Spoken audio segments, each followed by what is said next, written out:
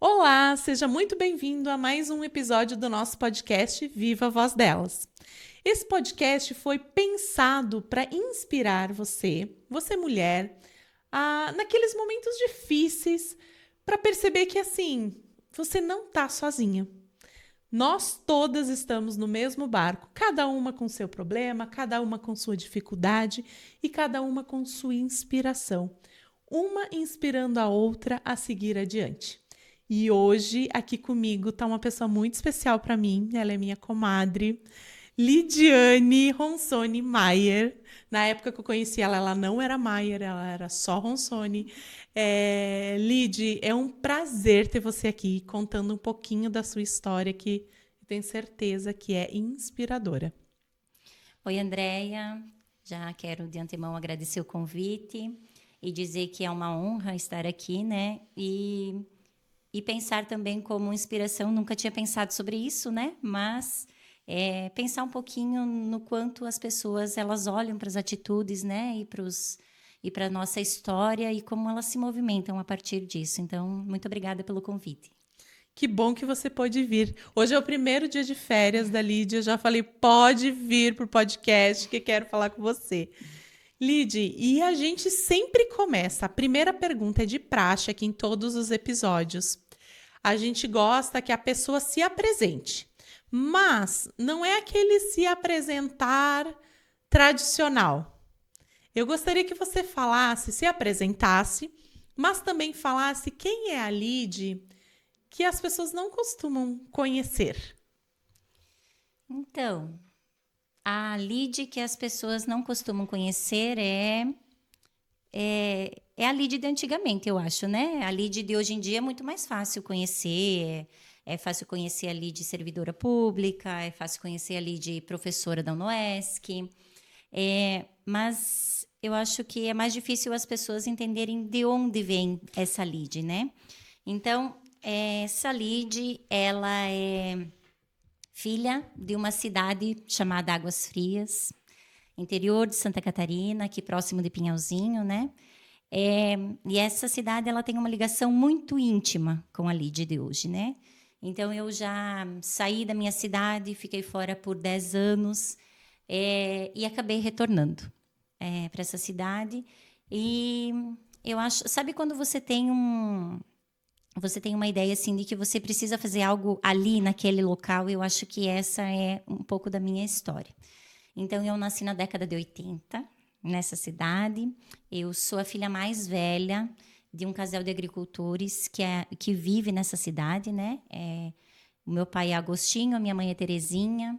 Eu tenho uma irmã chamada Patrícia e tenho um irmão caçula chamado Igor. Então, nasci na década de 80, a gente morava na cidade na época que eu nasci. E ainda na década de 80, eu tinha entre 13 e 4 anos, que eu acho que foi um dos acontecimentos assim mais marcantes da minha história. E que, por causa desse acontecimento, muita coisa da minha vida gira em torno disso, né? Então, o meu pai e a minha mãe, querendo uma vida melhor, se mudaram de estado, né? E a gente foi morar para o Mato Grosso na expectativa de que houvesse uma melhora de condições de vida, né? Nós ficamos 1 ano e pouco no Mato Grosso e a situação só piorou, e foi nessa época da vida assim que a gente passou fome, né? Então, essa condição fez com que eu tomasse muitas atitudes depois, durante a minha vida, para que nunca mais isso acontecesse, né? Nem comigo e nem com as pessoas próximas, assim, que eu tivesse mais contato, né? Então, isso me deixa um pouco mais emocionada, assim, né? Para início de conversa. Mas foi uma situação bem difícil e que os meus pais, a partir do momento que eles viram que isso não ia, né, não ia dar o retorno que a gente achou que fosse, a gente acabou retornando para Águas Frias e aí continuamos trabalhando ali. Meu pai e minha mãe compraram mais tarde uma área de terras, né? E como eu era a filha mais velha, então eu trabalhei bastante tempo com eles na agricultura, né? Na lavoura a gente tirava leite, né? No primeiro momento a gente plantava, né? Trabalhava com plantação de pipoca. Na época, eu lembro que a gente colheu muita pipoca para pagar a terra que o pai comprou. E aí, depois disso, a gente começou com vacas de leite. Meus pais têm vaca de leite até hoje, né? Então, Nossa, sabe que eu lembro muito deles das vacas de leite? sim. Na época que eu estudava no 7 de setembro, eu sempre estudei em escola pública, Andréia, a vida inteira, né? A única formação minha que eu não fiz em escola pública foi o curso superior, né, em matemática, que eu fiz numa universidade que era regional, né, era uma comunitária. Mas toda a minha formação foi em escola pública. Então, quando eu estudava no 7 de setembro, eu estudava à tarde, me lembro que eu estudava à tarde, de manhã eu acordava bem cedo, ajudava meu pai e minha mãe a tirar leite, e depois a gente ia para a lavoura, e voltava para casa pertinho do meio-dia, tomava um banho e ia para a escola, né? Estudava à tarde. Então, esse foi um processo bem... assim, que eu sinto bastante saudade, sabe? Uma época que eu criei amigos que eu tenho até hoje, né? A gente conversa com, assim, muita proximidade com os meus colegas do 7 de setembro. E o 7 de setembro, é uma escola estadual de Águas Frias, né? Foi responsável, né, como instituição, por uma das escolhas mais fortes da minha carreira, né? Da minha carreira acadêmica. Então, foi no 7 de setembro que eu tive inspiração de uma mulher chamada Salete, que era minha professora de matemática e que me inspirou a fazer o curso superior de matemática na época, né? Eu já havia formado na terceira série. Na época era terceira série, não era ensino médio ainda, né? Era a terceira série do ensino médio. Segundo grau, né? Segundo grau. Pegamos essa época. Não é para fazer as contas, né? Da idade. Imagina. Mas a tu gente só pegou. falou que tu é da década de 80, não é para fazer as contas, gente. Mas eu não falei o ano, ó. Década de 80 pode ser 89, né? Pode ser. Então, o 7 de setembro é uma instituição assim que contribuiu muito para minha formação, né? Para minha formação inicial e depois para mim escolher também a minha carreira. Tu sabe que é engraçado. A gente fez ensino médio, que era segundo grau, e o ensino fundamental 2 juntas, né? E a Lide sempre foi apaixonada por matemática. E sempre foi a melhor aluna da turma em matemática, tá, gente? Sempre foi.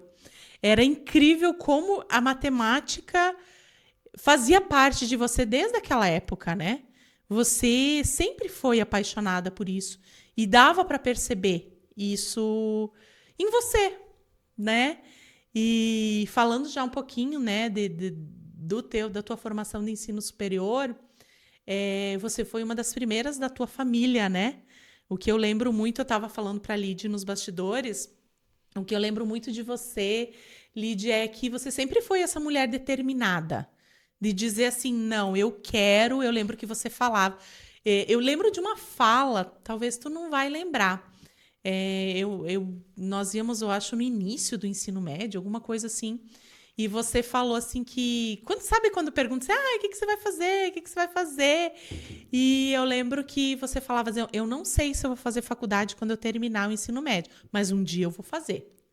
E eu lembro que tu falava isso, porque eu já falava que eu ia fazer faculdade logo depois, e você dizia, eu não sei quando, mas eu vou fazer, porque eu quero fazer e eu vou fazer. E você fez mesmo, né? Então, conta um pouquinho pra gente como que foi essa decisão que foi inspirada na Prof. Salete, que para mim não tem como desassociar, tá? O prof da Salete sempre vai ser Prof. Salete. Como que você decidiu? Em que momento você decidiu, não, vai ser realmente matemática? É isso. Então, eu terminei o ensino médio, né? O segundo grau, em 2002, né? E a minha família sempre foi uma família muito humilde, assim, né? Então, nós não tínhamos dinheiro para pagar uma instituição, né? Pagar uma faculdade. Na época, né? A gente chama de faculdade até hoje, né? Mas é um curso de nível superior. A instituição pública mais próxima era a UFSC, né? Em Florianópolis. Então, sem condições nenhuma de fazer uma instituição, um curso de nível superior numa instituição pública. E aí, em 2002, final de 2002, eu terminei o ensino médio. E em 2013 eu vi muitos colegas saírem para fazer o curso de nível superior, mas eu ainda fiquei trabalhando na cidade, trabalhava de costureira na época, né? Então, fiquei trabalhando na cidade ainda até final de 2003. E aí abriu o vestibular da UNO Chapecó, da Universidade Comunitária da região de Chapecó. E a professora Salete, já fazia um ano que eu estava fora, da escola, né? E a professora Salete entrou em contato comigo e disse, ó, tá aberta a inscrição, vai e se inscreve. Depois, para pagar, dá um jeito. A gente sempre dá um jeito, Sempre ela me dá. falou, né? E aí eu conversei com o pai e a mãe em casa e aí eu me inscrevi para o vestibular. Daí fui fazer o vestibular no Chapecó e passei. Passei para o curso de matemática. Mas eu tinha 18 anos na época, não tinha 19 completos ainda, já namorava o Edilson. E quando eu fiquei sabendo que eu passei no vestibular, então a gente tomou a decisão de que a gente ia casar e ia morar para Chapecó, porque não tinha como frequentar o ensino superior, né? Morando em Águas Frias, porque não tinha transporte Não na tinha, época. né? Não tinha. Foi uma das razões também que eu saí de lá, porque eu Exato. fazia Então, não tinha. não havia transporte para ir todo dia e voltar, né? Então, a gente chegou num acordo, eu e o Edilson, de que a gente ia casar e a gente ia morar em Chapecó. Então, nós casamos no dia 28 de fevereiro de 2004, mas no início de 2004, ali no início de fevereiro, como as aulas começavam na primeira semana de fevereiro, na época, a gente se mudou para Chapecó, com a cara e a coragem, né? Fomos trabalhar, o Edilson já tinha um emprego, né? Que era de uma empresa que tinha uma empresa em Águas Frias, que também era a mesma empresa, mudou para Chapecó. E aí o Edilson já foi com emprego e eu fui sem emprego. E daí lá nós fomos se organizando, né? Nos primeiros 2 ou 3 meses nós moramos junto com um tio meu, o tio Eto, e a tia Márcia. E depois a gente foi morar sozinhos, pagando aluguel, né? E o Edilson trabalhava na empresa. E eu trabalhei uns meses nessa empresa e depois fui trabalhar num posto de combustível, de frentista. Trabalhava das 6 da manhã até as 2 da tarde. Chegava em casa, tomava um banho, almoçava, organizava a casa e ia para no Chapecó. Você estudava à noite, não Estudava no à Chapecó. noite não no Chapecó. Chegava em casa 11, 11h30, 15 para meia-noite, ia dormir, 6 da manhã começava de novo no trabalho. Então foi um período da vida que foi um período bem, como que eu te digo assim, exigente, né? Tinha que ter foco naquilo, né? A gente pagava aluguel, pagava alimentação, pagava transporte e pagava universidade. Então, muitas vezes, o que eu ganhava não dava para pagar a mensalidade da universidade. No final do mês, sempre faltava, né? Mas, como a professora Salete falou, a gente sempre dá um jeito para tudo, né? Dá um jeito. Bom, cheguei no final do curso em 2007, me formei no Chapecó em 2007 e cheguei no final do curso, a gente ainda não tinha conseguido terminar de pagar o curso, né? Daí renegociamos e depois de 6 meses que tinha terminado o ensino superior, a gente conseguiu quitar as mensalidades, mas foi pagado todas as mensalidades do curso superior. E aí engrenou, né? Na metade do curso de graduação, eu passei no primeiro concurso público do estado de Santa Catarina, trabalhava numa instituição chamada CEDUP, era um centro de ensino profissional. E aí, depois de passar no primeiro concurso, a vida foi se organizando, né? Foi fluindo. Fluindo. Então, trabalhei 6 anos no CEDUP, terminei o ensino superior, trabalhava... quando eu terminei o ensino superior, já apareciam aulas, né? Para ministrar aulas, assim, na metade do curso, mas aí, como já era efetiva 40 horas, eu estudava à noite, então não tinha muito como pegar aulas, né? E aí, quando eu terminei em 2007 a matemática... eu me inseri numa escola particular de Chapecó e aí fui dando aula. E daí trabalhava na escola de manhã e trabalhava no CEDUP tarde e noite. Então, era uma vida assim. Nossa, eram 60 horas. Mas, Andréia, até hoje eu trabalho 60 horas. Parece assustador, né? Mas depois que você começa a trabalhar... Como é que trabalha 60 horas? Trabalha 60 horas com e... filho, marido, casa, negócio, me explica isso. Não é uma coisa muito fácil de se fazer. Mas aí você tem que separar o seguinte... Uma filosofia bem importante. Para cada atividade que você faz, que você é meio obrigada a fazer, você precisa fazer uma atividade que te dá muito prazer, né? Então, entre essas atividades que você falou todas aí, muitas eu faço por prazer. Não faço por obrigação, por trabalho, né? Porque se considerar trabalho. Então, dessa forma, se você olhar por esse lado, é mais fácil de compreender e de fazer 60 horas. Né? Então, a gente fala que a gente trabalha 60 horas, mas eu conheço pessoas que trabalham muito mais do que 60 horas. E nunca morreram por causa disso, né? Então, a gente se vê na necessidade de trabalhar, né? Às vezes o meu marido diz, não, esse semestre você vai pegar menos horas, para você ficar mais em casa, né? Mas é uma coisa que te realiza, sabe? Ser professora me realiza, Andréia. Então, eu não conto como trabalho, eu conto como Prazer. divertimento, né? Eu vou para a UNOESC, eu dou aula, as minhas alunas, elas são tudo de bom, né? Elas ajudam a gente a crescer. Elas acham que a gente vai para ensinar elas, mas, na verdade, a gente aprende muito com elas. A gente Bom ser prof, né? Isso. E assim, ó, eu sei que os meus professores aprendiam comigo na universidade, assim como eu aprendia com eles, né? Então, há sempre uma troca muito legal. E aí, quando eu passei no primeiro concurso do Estado, ali no SEDUP, eu engravidei. A gente engravidou. Eu ia te pedir... E as crianças, quando... Isso, então eu engravidei em 2006, do meu primeiro filho, né? Do nosso primeiro filho. E a gente acabou perdendo esse bebê, né? Eu estava com 8 meses e meio de gestação e nós perdemos o bebê. E foi, eu acho que um dos períodos, assim, teve 2 períodos na minha vida que foram muito difíceis e esse foi um dos períodos, né? Mas eu tinha uma vizinha que era dona da casa onde eu morava, que era uma pessoa excepcional, o casal, né?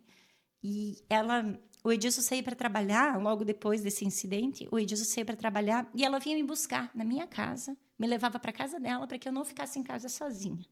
Olha, a gente tem uns anjos assim na vida que aparecem, né? A vida é só recíproca com a gente, né? Tudo que a gente faz de bom, aparecem pessoas boas para dar conta da vida da gente. Eu concordo contigo. E a Lúcia foi uma dessas pessoas, assim. Ela me ajudou a enfrentar muita coisa, assim. Os meus pais moravam em Águas Frias, né? Então, eu ficava mais distante. E você estava em Chapecó nessa época. Isso, morava em Chapecó. Eu tinha mudado em 2004, né? Então, eu tinha recém-mudado. Final de 2013, a gente mudou. E a Lúcia foi uma das pessoas que me ajudou muito a passar por essa fase, né? Além do Edilson, que me acompanhou por todo esse período. E aí foi, né? Passamos por essa dificuldade, assim. E em 2007 eu me formei na universidade. E 2010 chegou o Ezequiel, que é o segundo filho, que hoje está com 15 anos, né? E que só fala em futebol. E chegou Ezequiel. Ele também nasceu em Chapecó. Nasceu em Chapecó. A gente saiu de Chapecó em final de 2013. Nós ficamos 10 anos lá, né? Nesse intervalo, a gente morou 6 anos de aluguel. Daí, no 5º, 6º ano, a gente comprou um apartamento, né? Ia pagando a parcela do apartamento, ia pagando o aluguel até ficar pronto. A gente comprou na planta. E aí, fomos, assim, começando a caminhada, né? Então, em 2013, a gente retornou para Águas Frias. Eu gostava muito de morar em Chapecó. Eu sempre gostei. Sério? Sim. Eu não consigo te ver uma pessoa que... Eu penso na Lid, uma Lid tão Águas Frias, porque tu é muito participativa na comunidade, né? Que eu não consigo te imaginar gostando de Chapecó. Não nada contra a cidade, né? Pelo amor de Deus, gente, nada contra Chapecó. É que a Lid, ela é muito família. Ela é muito a terra, né? A terra no sentido, assim, as raízes. Então, olha, essa é uma coisa que eu não sabia sobre você. É que você falou uma palavra-chave, eu sou muito comunidade.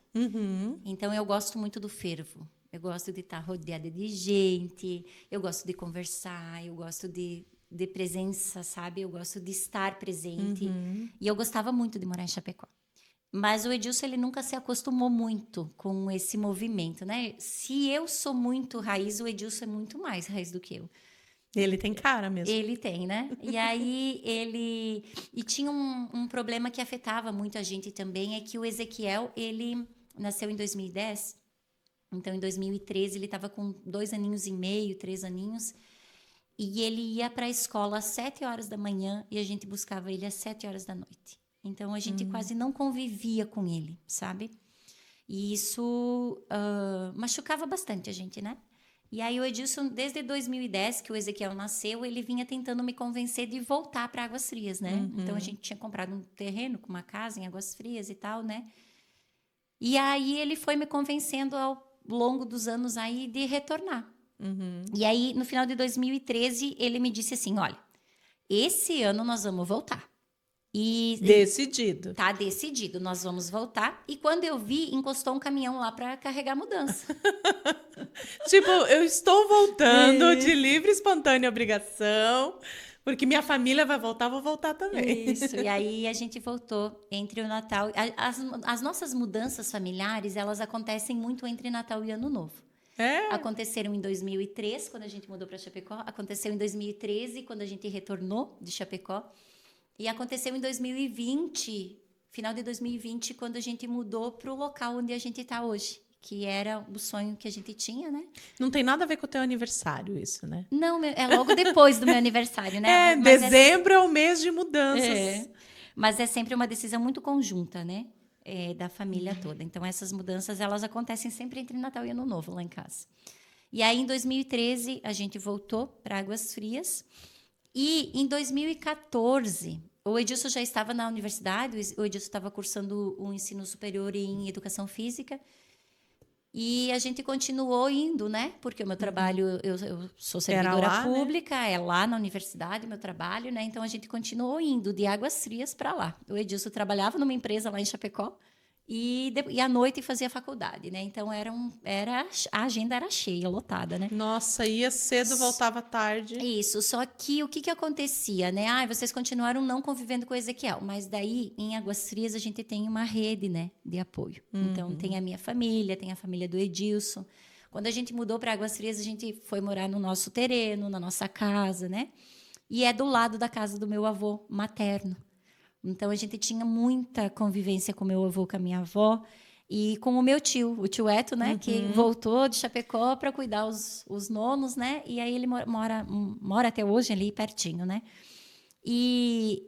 Mas o Ezequiel, ele tinha uma rede para ser atendido, né? Ele não precisava. Ou seja, não tinha o pai e a mãe tão próximo, Exato. mas tinha avô, bisavô, tinha tudo que ele tio. precisava. Isso. E essa foi a decisão que a gente tomou. O Edilson continuou indo trabalhar ainda por uns 2 anos, eu acho, em Chapecó. E aí depois ele também, né, arrumou um trabalho em Águas Frias, trabalhou mais 1 ano e pouco e depois fez um concurso público e entrou no município de Águas Frias ali. Primeiro na saúde e aí depois na educação, né? Ele está na educação até hoje. E aí em 2014 eu passei no mestrado em educação. Eu ia te perguntar, o Ezequiel tem 15 e o Emanuel tem 5. São 10 anos São de 10 diferença, né? E você fez mestrado e doutorado. Eu sei que o doutorado, a Lara estava ali, né? A no Lara final. veio depois do doutorado. O Emanuel veio no final do doutorado. Ai, foi o Emanuel. Troquei o Ezequiel, ele tinha 4 aninhos quando eu ingressei no mestrado. Eu fiz um mestrado em educação na federal que eu trabalho.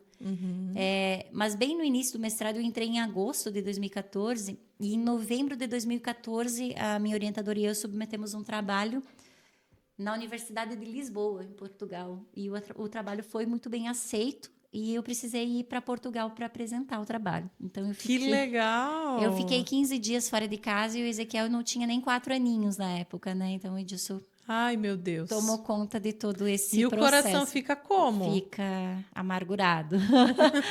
Não é fácil, porque não né? é ali, né? Ah, eu tô indo ali, vamos pegar, eu tô indo para São Paulo. Ficou com muita saudade, pega um ônibus, avião e volta.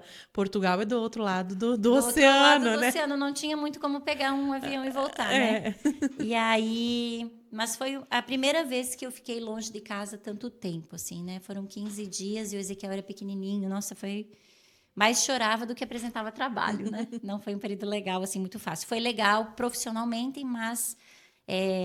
deu muita saudade. Isso né? foi por conta do mestrado. Isso foi por conta do mestrado. Em 2016, em abril de 2016, eu defendi a dissertação, né? Finalizei o mestrado e o Edilson finalizou o curso de graduação dele. Então, 2016 é um ano bem marcante, assim, né? Em função dessa trajetória profissional dos dois, né? Sempre muito misturada essa trajetória, né? O Edilson formou em Educação Física, depois ele fez uma segunda graduação ele é licenciado em Educação Física, né? Pela UNO-Chapecó, e depois ele fez um bacharel aqui por uma instituição de Pinhalzinho e uma pós-graduação. Então, também ele Legal. deu uma continuidade, né?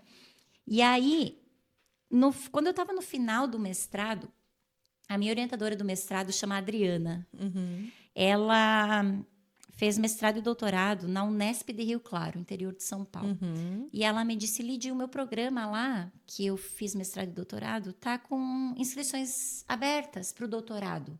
Eu acho que você poderia se inscrever para você ter uma ideia de como funciona o processo seletivo de doutorado, né?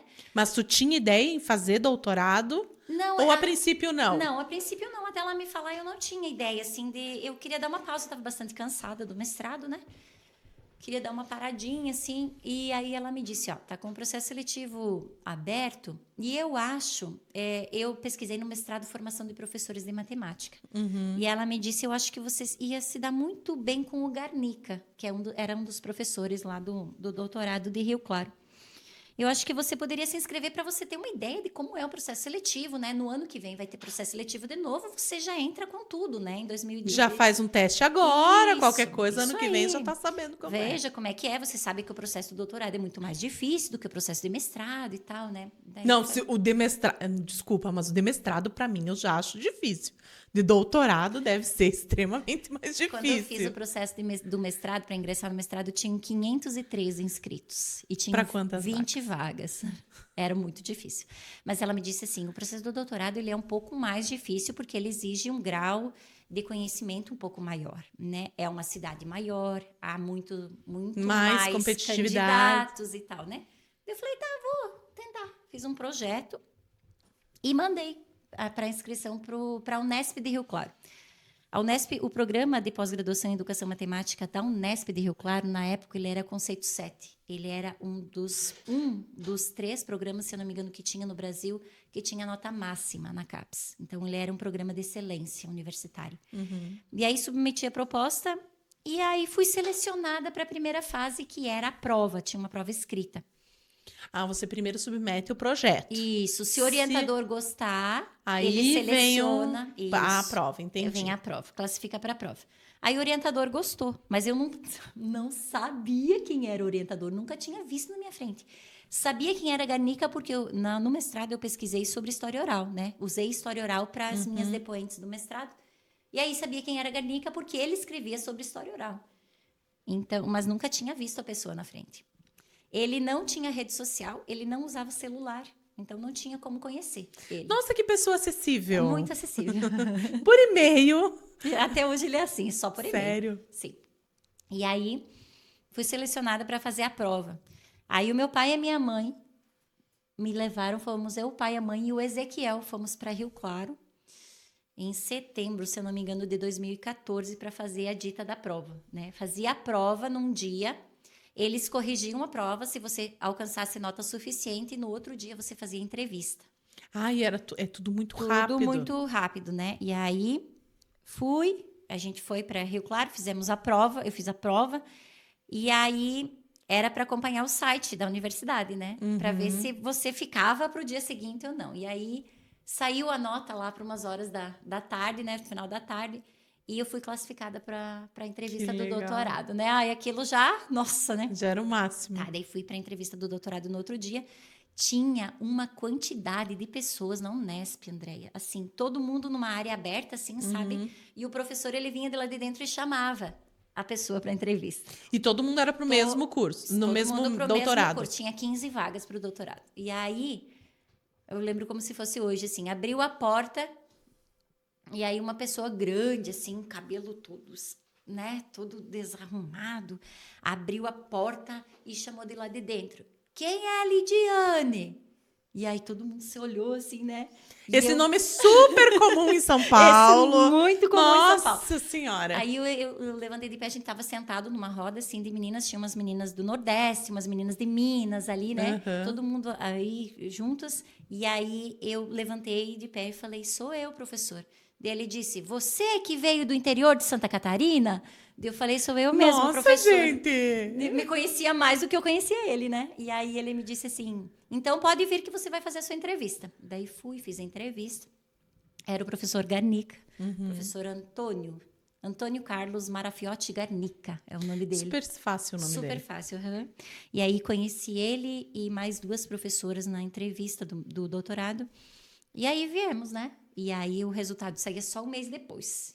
E aí eu fiquei sabendo depois, né, que tinha passado no processo do doutorado no final de setembro, início de outubro E ali. como você se sentiu para quem estava indo só fazer uma prova teste, digamos assim, né? Ah, tô indo testar para ver como que é passar para o doutorado. Eu fiquei surpreendida, assim, sabe? Mas a minha orientadora de mestrado ficou mais surpreendida ainda. Ela me disse, nossa, não acredito que você passou. E eu passei em segundo lugar. De 15 Nossa, pessoas, eu passei em segundo parabéns. lugar. Foi muito legal, assim. E aí, era para começar em fevereiro de 2017, o processo, né? As aulas do doutorado. E eu trabalhava 40 horas na Federal. E nos primeiros, ali nos primeiros meses, a aula começou em fevereiro e eu consegui licença da universidade só em abril, Andréia. Então, eu fiz fevereiro, março e metade de abril. Eu fiz as aulas na UNESC, fiz as aulas na Unesp de Rio Claro e trabalhava 40 horas na universidade. Como tu fazia isso? Então, as minhas aulas lá eram segundas e terças, no primeiro semestre ali, né? E aí eu saía de casa 3 da manhã do domingo, dirigindo. Dirigi o domingo todo. Saía às 3 da manhã do domingo, chegava em Rio Claro às 8 da noite do domingo. Morta a pau de dirigir, Tu ia né? sozinha? 999 quilômetros dava da minha casa aqui até a casa que eu morava com uma menina do Maranhão e uma menina de Minas. Meu Deus. Morava com elas e chegava às 8 da noite em Rio Claro. Fazia aula na segunda de manhã, de tarde e de noite, e na terça de manhã, às 11 da manhã. Eu saía de Rio Claro, dirigindo, e vinha e chegava em casa às 6 da manhã da quarta-feira. Trabalhava quarta, quinta, sexta e trabalhava o sábado para dar conta das horas que eu não trabalhei da segunda. Então, da segunda e da terça. Isso. Então, foi um período... Guria, eu emagreci 15 quilos. Não, eu imagino. Meu Deus, porque você não tinha nenhum dia de sossego, digamos assim, Não, porque daí de descanso. trabalhava no sábado, no domingo de manhã eu já saía tinha que para sair Rio de Claro, novo. né? E aí, Quanto tempo foi assim, Lídia? Foram 2 meses e meio. E aí, na metade de abril, eu tinha me inscrito num edital para afastamento, né? Para fazer o doutorado com afastamento integral da universidade. Eu me inscrevi em fevereiro, o edital saiu em fevereiro, mas o resultado só saiu em abril. E eu só podia usufruir depois que fosse publicado o resultado. E aí né? tu consegue ficar o período todo do doutorado afastado ou só uma parte? Eu poderia ficar o período todo, mas a universidade tem uma legislação que se você fica... O período que você fica afastada, você tem que voltar e você tem que trabalhar naquela função pelo mesmo período. Então, eu não queria trabalhar... não queria pegar 4 anos de afastamento, né? Porque eu sabia que iriam surgir oportunidades depois do doutorado completo, né? Então, eu peguei 2 anos de afastamento, eu fiquei afastada 17 e 18 até abril de 19. E aí, eu voltei e trabalhei 20 até metade de 21 para cumprir esse afastamento que eu recebi da universidade. Mas assim, Andréia, sem o afastamento não haveria possibilidade nenhuma de eu conseguir fazer o doutorado, né? Então, Porque imagina como é que você... Desculpa, é que para mim é bem difícil imaginar, porque, né, você tem família, né? Gente, não é daqui a ali, são 900 quilômetros, como você falou, e vira um cansaço físico e mental. Sim, porque muito mais mental do que físico. O doutorado, ele exige muito, né? Sim, exige muita leitura, exige muita produção, né? Muito entendimento, muita desconstrução daquilo que você acha que é. Você vai desconstruir tudo e vai construir tudo novamente. Então, o cansaço mental, às vezes, é muito maior do que o físico. E sem um afastamento da universidade, eu não teria condições. E como que ficou a sua família nesses 2 meses e meio? Porque você tinha 2 filhos, né? Eu tinha o Ezequiel na época. E o Emanuel. Não, o Emanuel nasceu no final do doutorado. Ah, ele nasceu no final, desculpa. Isso. Eu tinha entendido que ele tinha nascido no início. Não. Mas o Ezequiel também era novinho. Isso, Ezequiel tinha 7 anos, né? Quando eu... Acho que eu devia ter chamado o Edilson aqui para falar também. Aqui na mesa para dizer como que foi. Como que foi o período, Porque né? quando a gente vai, era... Mas quem fica também, né? É uma barra também para quem fica. E fica com muita responsabilidade, né? Cuidar da família, cuidar dos filhos, né? Manter o casamento, tudo isso, Sim. né? Então, E compreender a ausência, né? Isso é difícil, né? essa é uma coisa que eu não posso falar porque eu estava do outro lado, né? Então, É. quem poderia falar melhor seriam eles, né? Mas eu imagino que tenha sido um período bem difícil para eles também, né? Foi um período dificílimo para mim, mas também foi um período de ausência para eles, né? Então, eles podem falar com maior propriedade com relação a isso, né? E aí, eu fiz esses 2 anos. Nestes 2 anos, eu concentrei todas as disciplinas, né? Ah, você consegue fazer isso. Concentrei todas as disciplinas que eu tinha que fazer, todos os créditos que eu fiz no primeiro ano do doutorado. Então, eu viajei assim, toda semana, no primeiro ano do doutorado. No segundo ano, eu concentrei a pesquisa. Então, a minha pesquisa foi feita com 8 professores de matemática dos 4 primeiros cursos de matemática de Santa Catarina. Então a gente Que foi. legal! Mas daí a gente já foi em família, né? Então eu, Edilson e Ezequiel viajamos para Lages, para Blumenau, para Joinville e para como tu Florianópolis. descobriu esse povo? Uma rede para descobrir isso, né? Então eu fui pesquisando no doutorado, eu descobri uma publicação do MEC, do Ministério da Educação, chamada Revista Documenta.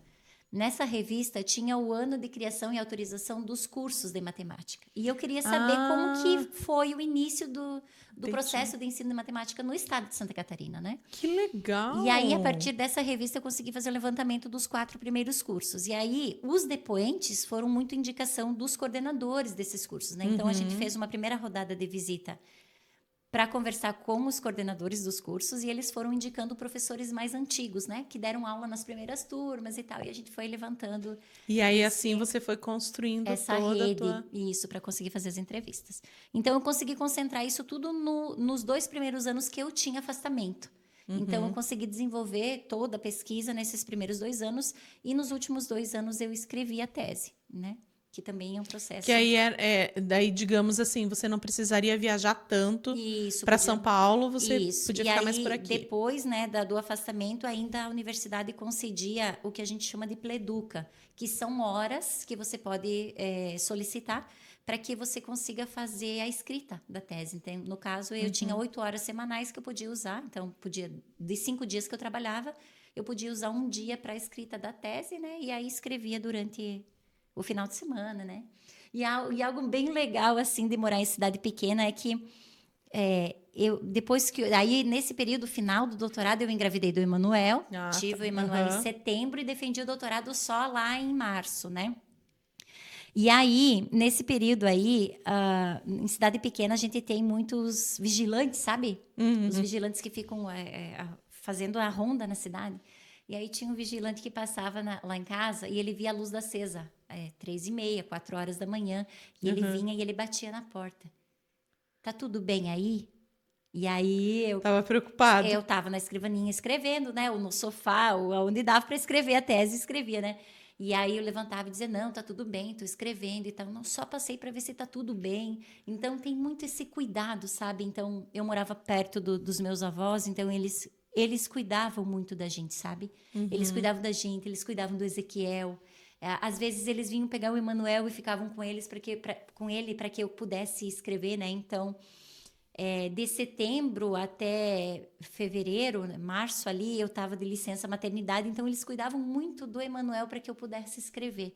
Então, essa rede de apoio, ela faz muita diferença na vida das pessoas, sabe? Faz muita. E quando veio a Lara?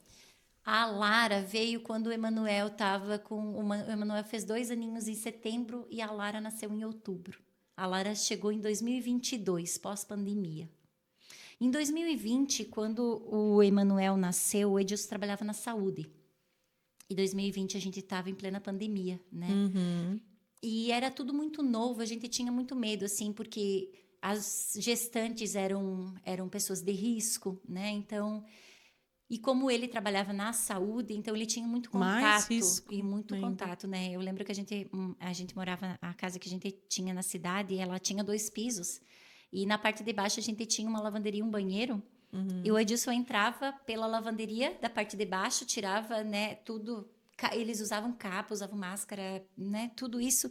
Deixava na lavanderia, tomava banho e aí já colocava a bater aquelas roupas na lavanderia, né? Já fazia o processo para não ter Pra gente não ter contaminação. contato nenhum, né? A gente tinha muito medo nessa época. Eu acho que como todo mundo, né? Mas a gente com um grau mais elevado porque o Emanuel, né, tava para chegar. E aí a gente conversou e chegamos num consenso de que o Edilson ia sair da saúde. Não tinha mais condições da gente viver com aquela incerteza, né? E foi nessa época que a gente resolveu comprar, então, uma chácara no interior.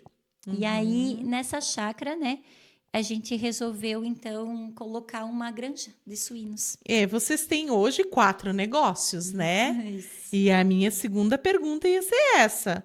Primeiro os filhos e aí os negócios vieram como no meio de tudo isso? Isso. Então, em 2020, então, a gente adquiriu essa propriedade e aí nós resolvemos também fazer uma granja, né, de suínos e quem cuida da granja é o Edilson, né? E aí o Edilson saiu na época da saúde, readaptaram ele na educação ali, mas não deu muita liga, assim, né? E também porque a educação estava um pouco parada em função da pandemia e tal. E aí ele acabou que saiu do concurso público, largou um concurso público. E aí fomos para a granja e tal. Os primeiros meses na granja foi muito difícil. Aonde a gente comprou o terreno não tinha luz, não tinha nada, né? Então, Sério? nós levamos um tempo para Mas construir. aí vocês implantaram ou já existia a granja? Não existia nada, Ah, vocês compraram o terreno. só a terra. Porque pra que comprar alguma coisa mais fácil, né? Se a gente pode dificultar um pouquinho, Exato. não ter, né? E aí vocês implantaram a granja, então, nesse terreno. Isso, nesse terreno a gente fez uma granja de suínos, a gente tem 1.200 suínos de terminação, né? E construímos a granja e no período que começou a rodar, né, que a gente alojou, o primeiro alojamento que a gente fez, a gente morou um tempo no escritório da granja, com o Emanuel e o Ezequiel já, e a gente passou, assim, a gente tinha um colchão no escritório e a gente viveu ali por um tempo, né? Então, na universidade, a gente estava em trabalho remoto em função da pandemia, né? E aí que estava afastamento, né? Isso, a gente ficou ali por um período ali, a gente morou 1 mês e pouco, eu acho, no escritório. E aí estava muito desconfortável aquela situação, né? E aí o Edilson... Claro, né? 4 pessoas. E o Edilson, então, construiu... A gente fez uma estrevaria para tirar leite de umas vaquinhas, né? Só para complementar.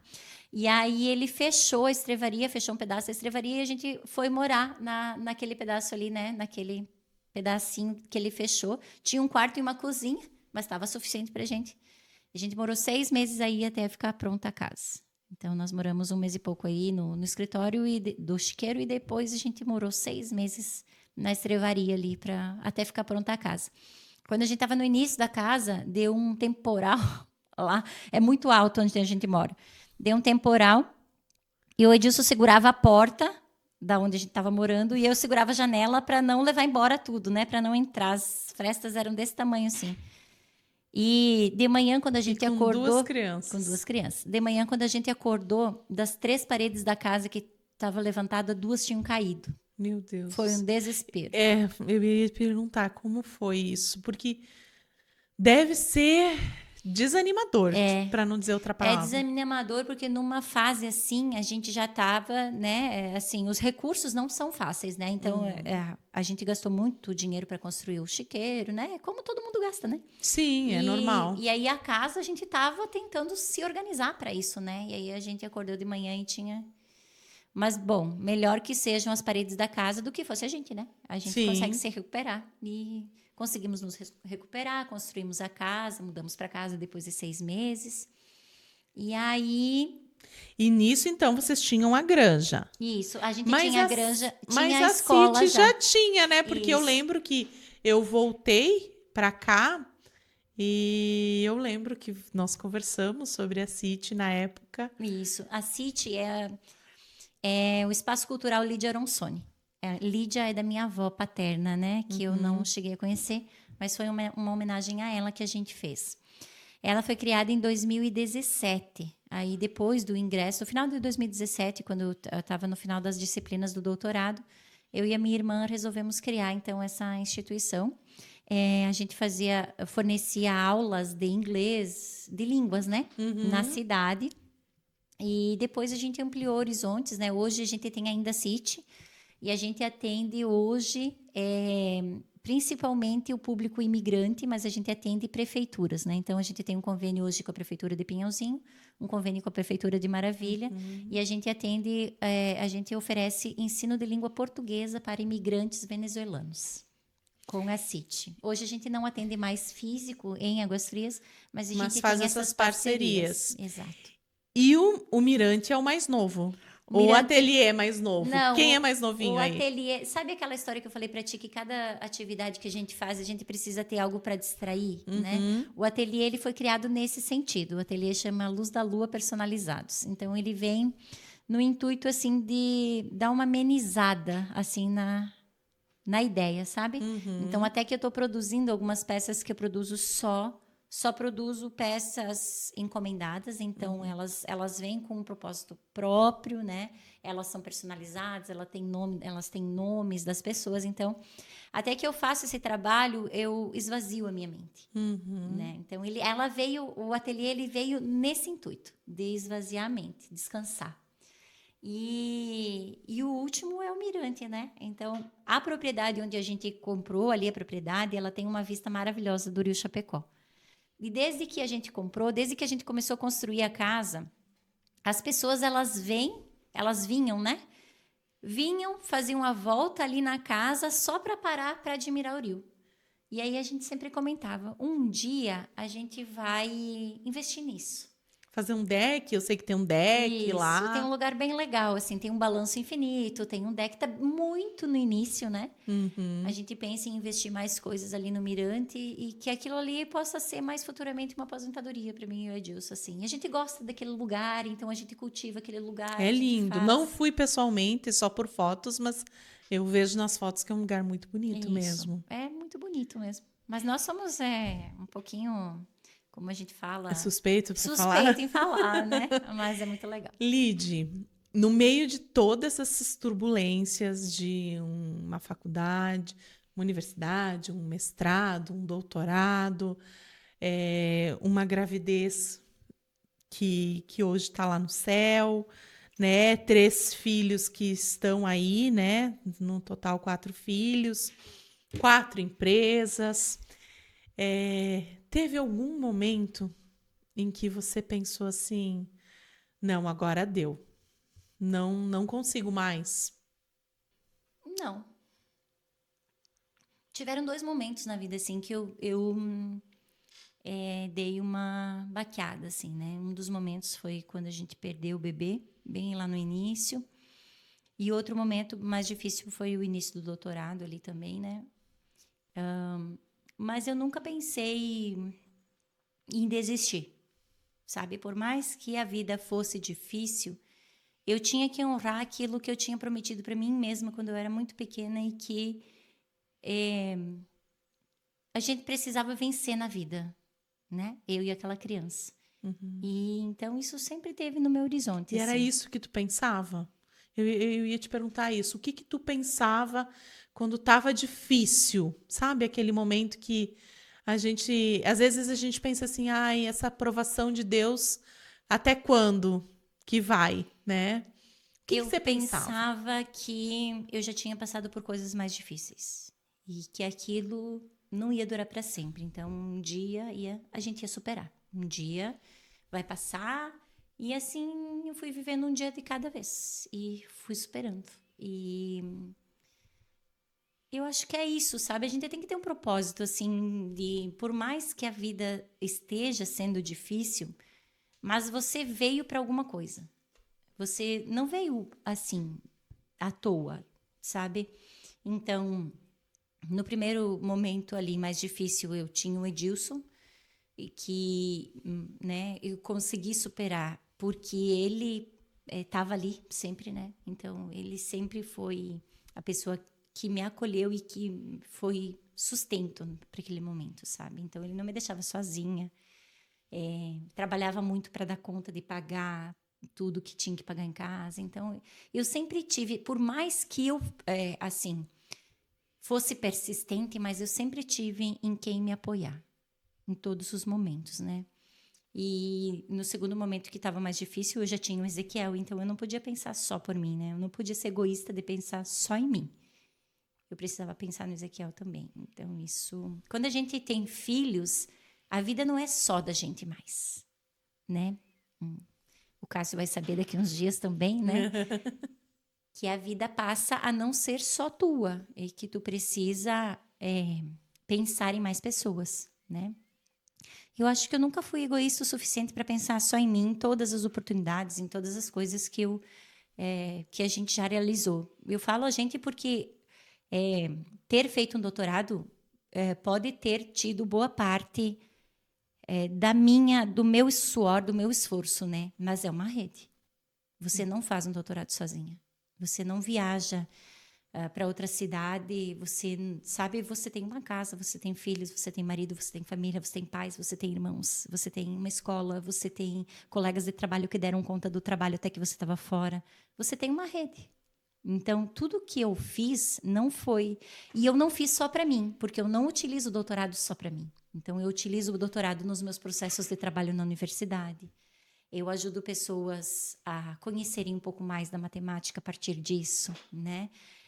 A escola, a CIT, ela presta muito mais serviço do que ela dá, do que ela rende financeiramente. Então, ela foi criada com o intuito de ajudar as pessoas, sabe, Andréia? Então, é muito disso, sabe? Não ser egoísta de pensar só em você.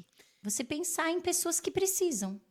E se você tivesse uma chance de voltar no passado, qualquer momento do passado, desde que a Lídia se entende por gente, e pudesse fazer uma coisa diferente, você voltaria e para onde você... Não quer necessariamente dizer diferente de isso eu fiz errado, tá? Se pudesse mudar qualquer coisa, o que você faria? Eu acho que eu voltaria para o início da minha jornada no 7 de setembro e eu falaria para aquela pessoa que começou a jornada lá com a professora Irene no pré-escolar, que ela tem muito mais potencial do que ela acha que ela tem. Que ela pode acreditar muito mais nela do que ela acha que ela pode. E que a força dela é muito maior do que ela imagina que seja. Acho que essa é a única coisa, porque muitas vezes na minha trajetória eu não acreditei muito em mim, sabe? Por mais que eu tenha dito não, vamos colocar a cara no mundo e vamos fazer, mas eu sempre fiz com muito medo.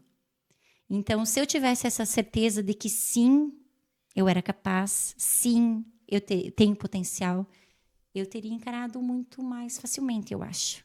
Né? Às vezes a gente sofre por não acreditar na gente mesmo, né? Então, se eu pudesse voltar lá e dizer para aquela pessoa, olha, vai, coloca a cara no mundo que vai dar tudo certo.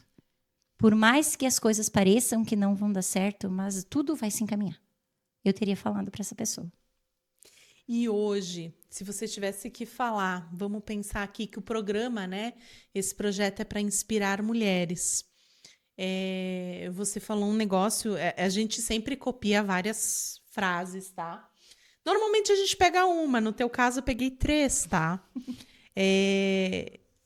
Uma coisa que eu achei muito bonito e que eu vou levar para casa, tá? Tô roubando de você.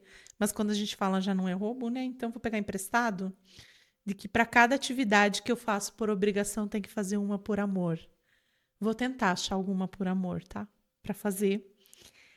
Você falou de viver um dia de cada vez e que a gente não veio no mundo à toa, que a gente veio por um propósito.